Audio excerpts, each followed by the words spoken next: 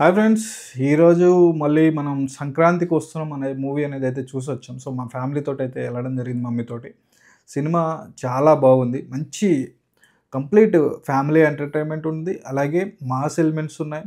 Fights ఉన్నాయి. Actions ఉన్నాయి. వెంకటేష్ గారి కామెడీ టైమింగ్ అనేదైతే అసలు అదిరిపోయింది.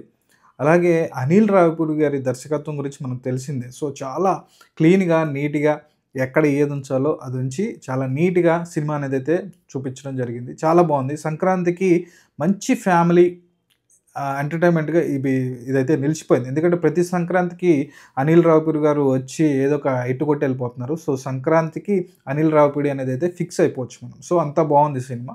స్టోరీలోకి వెళ్ళినట్లయితే మనకి వెంకటేష్ గారు అనేదైతే ఒక కాప్ అనమాట. సో, మంచి పొజిషన్‌లో ఉన్న కాప్ అనమాట. సో, ఎక్కువ ఎన్‌కౌంటర్స్ గాని అన్నిట్లి మీద దృష్టి పెట్టడం వల్ల అతన్ని సస్పెండ్ చేయడం జరుగుతుంది గవర్నమెంట్. అంటే హ్యూమన్ రైట్స్ ఏదైతే ఉందో అది సస్పెండ్ చేయడం జరుగుతుంది. సో, సస్పెండ్ చేయడం వల్ల వెంకటేష్ గారికి కోపం వస్తుందనమాట. ఎందుకంటే నా పని నేను చేస్తున్నప్పుడు నన్ను సస్పెండ్ చేశారని చెప్పి ఆయన ఇంకా అక్కడి నుంచి గుడ్ బై చెప్పేసి వచ్చేస్తారు. సో, అక్కడ ఏదైతే ట్రైనీగా ఉంటారనమాట. ట్రైనింగ్ ఉన్నప్పుడు మీనాక్షి చౌదరి గారు పరిచయం అయ్యి ఆ ఫ్లాష్‌బ్యాక్‌లో చెప్తారు ఈ స్టోరీ అంతా. వాళ్ళిద్దరి మధ్య ఒక అఫైర్ అనేదైతే నడుస్తుంది. లవ్ అఫైర్ అనేదైతే నడుస్తుంది. సో, తర్వాత మన ఇంకో ఐశ్వర్య రాజేష్ గారు అనేదైతే పరిచయం అవుతారు ట్రైన్‌లో. సో, అక్కడి నుంచి కథ అనేదైతే మలుపు తిరుగుతుంది. సో, వీళ్ళిద్దరికీ మ్యారేజ్ అనేది అవుతుంది. సో, నలుగురు పిల్లల్ని కంటారు. ఇందులో మెయిన్‌గా సినిమాలో చేసుకున్నట్లయితే వెంకటేష్ గారి కొడుకుగా నటించిన కుర్రోడు అసలు ఎక్సలెంట్ అనమాట. చాలా మంచి టైమింగ్ అసల ఎక్స్ట్రార్డినరీగా ఉంది. అబ్బాయి పెర్ఫార్మెన్స్ కూడా. అలాగే వెంకటేష్ గారికి, ఆ అబ్బాయికి కూడా చాలా మంచి బాండింగ్ అనేదైతే వచ్చింది.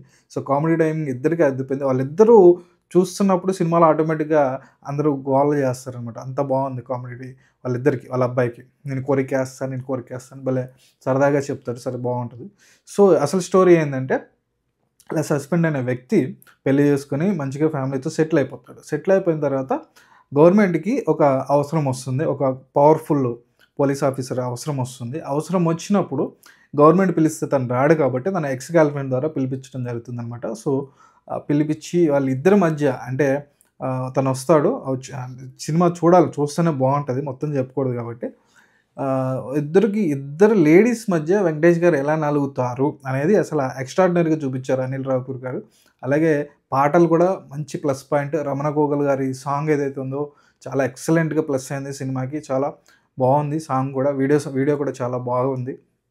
అలాగే వెంకటేష్ గారు పాడిన పాట కూడా చాలా బ్రహ్మాండంగా ఉంది. సో, ఇద్దరు మహిళల మధ్య వెంకటేష్ గారు ఎంత పవర్‌ఫుల్ పోలీస్ అయినప్పటికీ కూడా వీళ్ళిద్దరి మధ్య ఎలా నలిగారు, కామెడీ జనరేట్ అనేది అయింది. కామెడీ జనరేషన్ అయింది. సో, దీన్ని మీరు థియేటర్‌లోకెళ్ళి చూడాలి. జస్ట్ పైపైన చెప్పాను కాబట్టి.